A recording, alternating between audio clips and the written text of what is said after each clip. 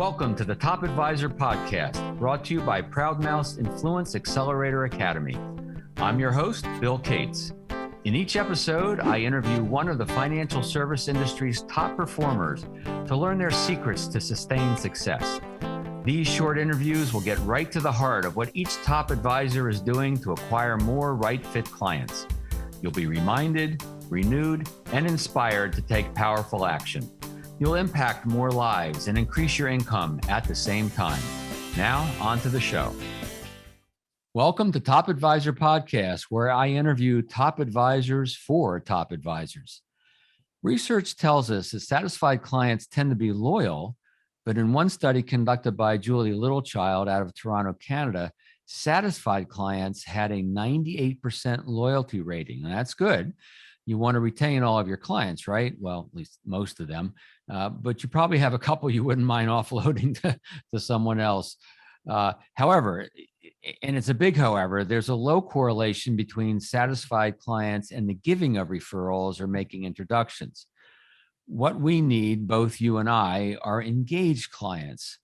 So, Bill, what's an engaged client? Well, I'm glad you asked. An engaged client is one who feels connected to your value and connected to you as a person. There's a value connection and a personal connection. This is why I'm such an advocate for client appreciation events and the like. They're opportunities to build these all-important business friendships. Enter today's guest, Scott Miller, based in San Diego, California. He and I have been communicating mostly through email, occasionally phone calls. I visited with him a couple times in San Diego for probably 10 years. I have dubbed Scott the King of Wow. And as you'll soon discover, Scott is always looking for ways to pleasantly surprise his clients with a gesture of kindness, caringness, sometimes some fun. So Scott Miller, CRPS, welcome to Top Advisor Podcast. Good morning, Bill. Thanks for having me. Yeah, great to have you here. Before we get to the topic at hand, to provide a bit of context to everyone listening, please give us just a brief glimpse into your business. Sure. So come January, I'll be celebrating my 40th year in the business, all in San Diego. I'm primarily a solo practitioner, though I did have a partner earlier in my career. Now that I know that the firm is offering double death benefits, if I partner up, I may consider something else. That's funny. Solo for now. A fairly traditional practice, about 80% individual, 20% 401k. And I'm also a freelance musician, which I'll tie in later on in the podcast. Yes, you are. And we've had some fun with that. 40 years. Yeah. Wow. I'm not going to ask you what's changed over 40 years because like everything. But that's an amazing career. Tell me how much longer do you think you're going to be going till you can't breathe anymore, or do you have an exit strategy in the offing? I don't have an exit strategy. I've been talking to one of my sons about coming in and being my junior partner. I'd like to do this forever, just not full time every day forever. Understood. Yep. Well, let's keep going. This is good. I've been looking forward to doing this because you and I have had fun with these things over the years. So why do I call you, Scott Miller, the King of Wow? What does wow look like for you and your business? For me, it's really about finding unique ways to recognize clients, particularly on special occasions. I think most advisors do the traditional send birthday cards, send holiday cards. But I kind of go one step further. It's not only birthdays, but it's birthdays for children and grandchildren. I'm very careful about holiday cards. I don't send Christmas cards to my Jewish clients, which, by the way, the Jewish New Year is coming up. But those are just kind of the basic things. So, I mean, what brought you to this place? Was it a deliberate decision? Did you start doing it and saw how clients reacted and you said, I should do more of this? Get us a sense of the why behind doing this. It was really very deliberate. Many years ago, I attended a conference and they were talking about these kinds of things. And I started adding in anniversaries. In fact, when I take on a new client, I actually ask them when their anniversary is, and they usually want to know why. I think that's a little bit unique. And then as I recall, one of your early recordings talked about the wow factor. Mm-hmm. And it really kind of motivated me to do something different. So, and by the way, for those who are listening, in case you're wondering, I'm going to have Scott give us plenty of examples of the wows that he's created for clients to stimulate your sense of fun, creativity, and maybe I can tell you a few things I've done with my clients. First, I suspect some folks are wondering, is this really going to make a difference in my business, right? I mean, it sounds fun. I can probably tie this to client retention. Can I tie it to more assets? Can I tie it to more referrals and introductions? So, why do this? Does it really impact the growth, the bottom line, the profitability of your business? I can say honestly that it does, primarily the retention. I do get pretty good referrals from a lot of my clients that I do these things for, but I think it's really more about the overall relationship. One very recent one that I did, one of my clients is they're grandparents, and they have twin grandchildren who just both had their bar mitzvah. Actually, one was a girl, one was a boy. And I know that they're very much in support of the synagogue that they belong to. So rather than give these kids a gift, which they're going to get plenty of, Sure. I called the synagogue and I made a donation in their name. And they were all very, very appreciative. This client, by the way, they are one of several multi-generational clients. Mm-hmm. I'm curious about, you mentioned multi-generational. This is a little off track, I guess, to a degree, but what have you decided around the multi-generational? Because I'm encountering a lot of clients, either through interviews, through coaching. Some don't want to go there. Some embrace it and say, we work with the whole family. Some are kind of halfway in between. What's your take on the multi-generational? For me, it's been just a very natural transition. Mm-hmm. I do ask about kids and grandkids, but it's really just been a natural progression for I'd say 6 or 8 households where I've got 3 and 4 generations. So it just makes sense to just keep going. And obviously you want to keep the assets should, God forbid, something happen to the parents. You have a relationship with the children, right? Mm-hmm. Yep. Scott, I remember you telling me about kind of a neat thing you did, really I call it above and beyond the Call of Duty wow, because it's a pretty cool story. Houston Astros baseball card story. You remember what I'm talking about? Could you tell everybody what happened there and the results of it? Oh, sure. That's one of my more creative ones. That actually happened about 20 years ago. It was for one of my better clients' 50th birthday of the wife. And somehow in conversation, it came up that she was a Houston Astros fan and Dave Magadan was her favorite baseball player. So I decided to contact him through the Astros, told him I had this client with a 50th birthday. He was her favorite player. And I sent him a note. I went out and bought a baseball card of him. And I sent him a note explaining what I was doing and enclosed a check for $25 for his foundation and asked him if he would please sign the card and send it back. Mm-hmm. And lo and behold, he did. And my client was absolutely thrilled. And again, that was 20 years ago. And now we just celebrated their 50th anniversary over lunch about a week ago. And they've given you a lot of referrals, have they not? They have. I actually looked it up and I've got 9 different households, 5 of which are family related and the rest are not. Mm-hmm. So it's been a wonderful 30-year relationship. And I guess it's not just the baseball card that made all that happen, but I suspect that cemented the relationship and set a tone for the relationship where you became highly referable, right? She sees your value. She wants to bring your value to others. She cares about you, wants to help you, right? Exactly. And we're very good friends. I was invited to one of the daughter's weddings. When the grandkids come in town, they're located all over the United States, but they often come into town because San Diego is such a great place to visit. Mm-hmm. And I'm usually invited to have drinks or coffee with the whole family when they're there. Wow. It's, to me, that's evidence that you've created that engaged relationship. When you start getting invited to some of your clients' events, you've reached the level of business friendship, I guess, if not more. In a minute, I want to have Scott give us a few more examples of some of the wows he's orchestrated, some pretty cool things. But first, let's pause for a quick word from our great sponsor. This podcast is brought to you by Proudmouth, the Influence Accelerators. We help you sell less and advise more by turning you into a recognized subject matter authority. Visit us at proudmouth.com to learn more about our Influence Accelerator services. You're listening to Top Advisor Podcasts, where I interview top advisors for top advisors. With me today is Scott Miller out of beautiful San Diego.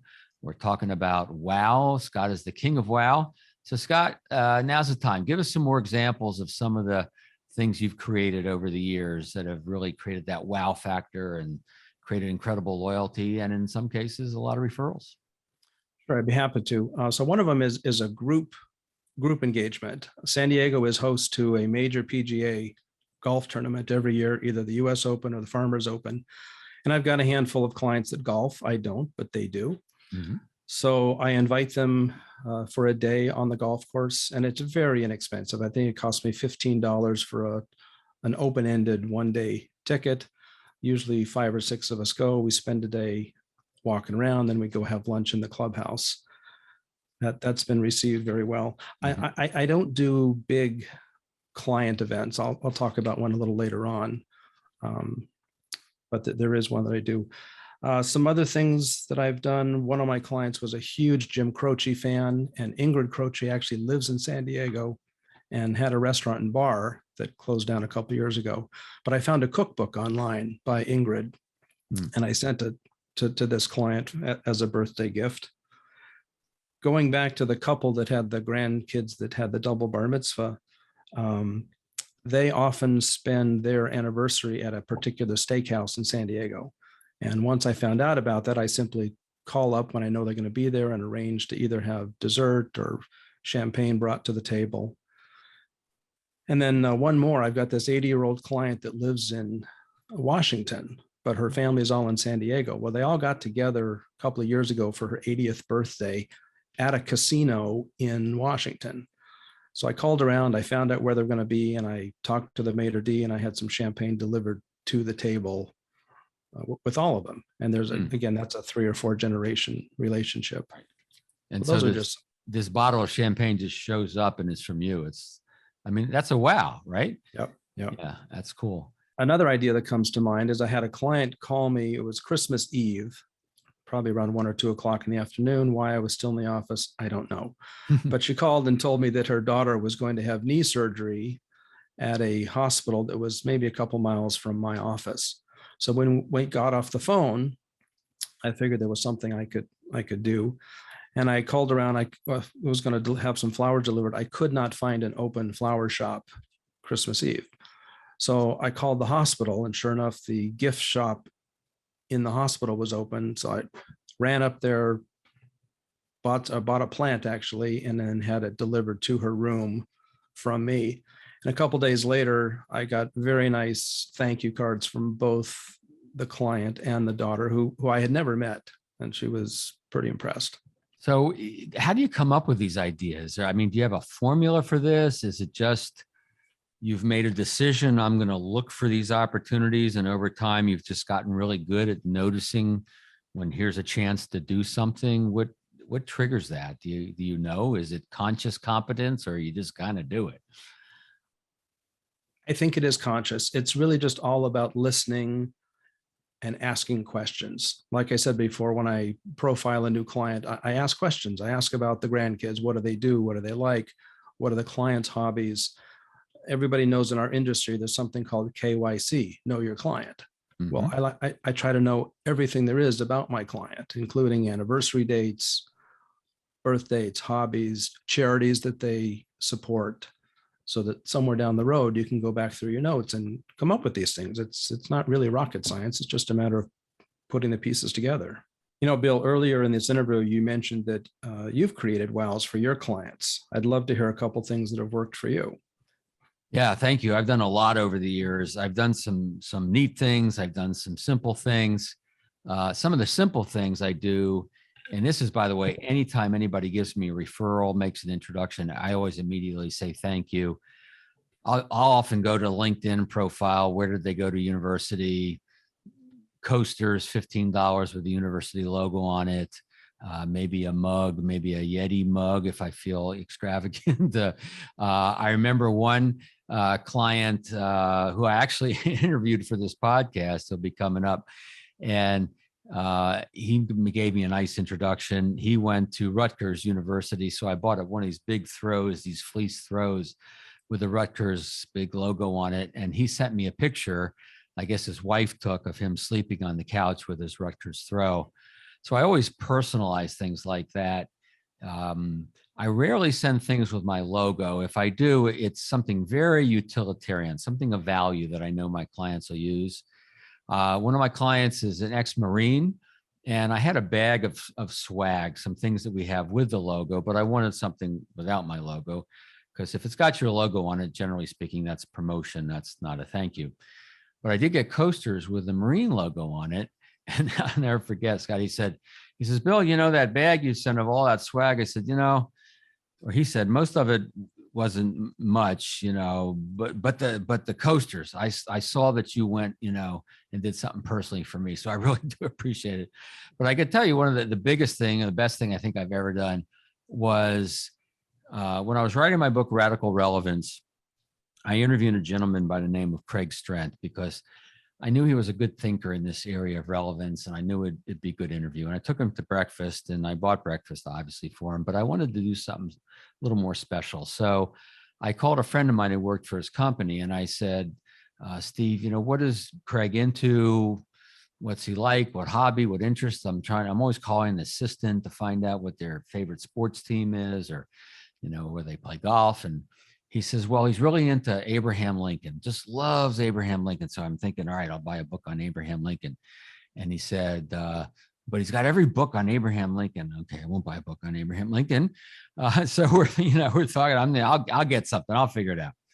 And so we hang up the phone, and I get an email from him that says, I forgot to tell you, he's a member of Sock of the Month Club. He always gets every month he gets kind of an interesting, fun pair of socks. So I went on Amazon. I'm looking up Abraham Lincoln. I found a really nice bronze bust of Abraham Lincoln standing at his desk in the Senate.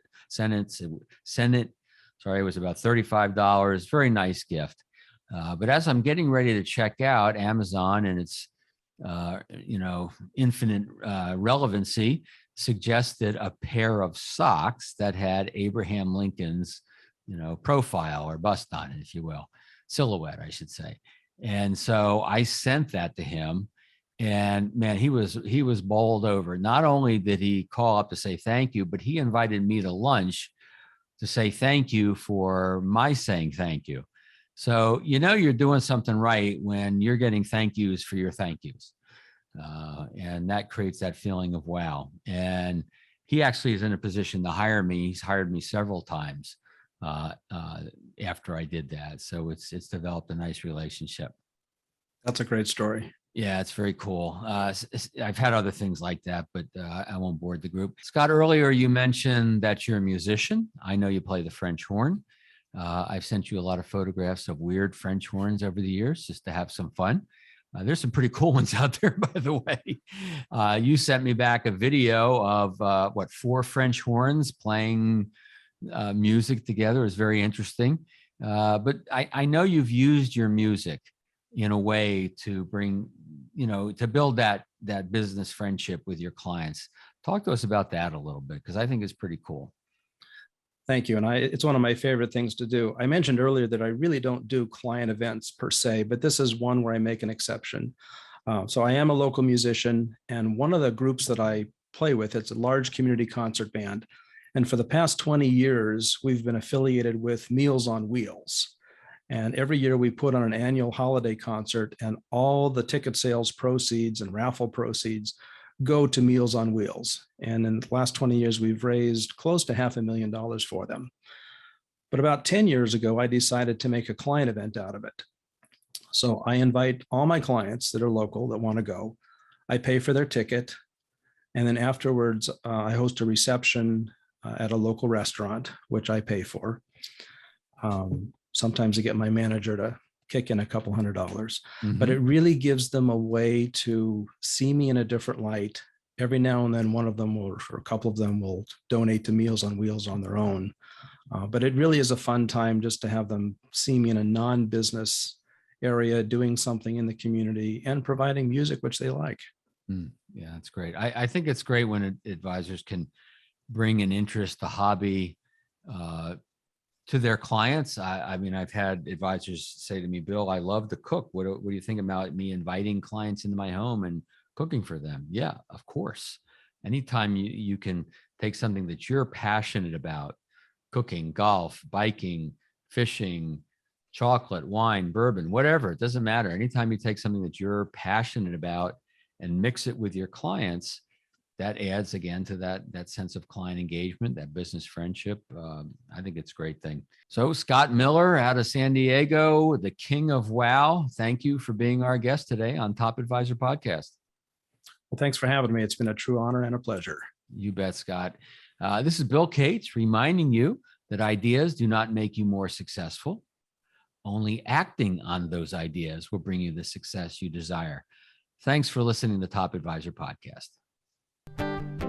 This is Bill Cates, and you've been listening to the Top Advisor Podcast, sponsored by Proudmouth. Be sure to click the subscribe button so you don't miss the latest show, and feel free to share this and other episodes with your colleagues. And if you want to learn more about the work I do with other top advisors, just go to referralcoach.com.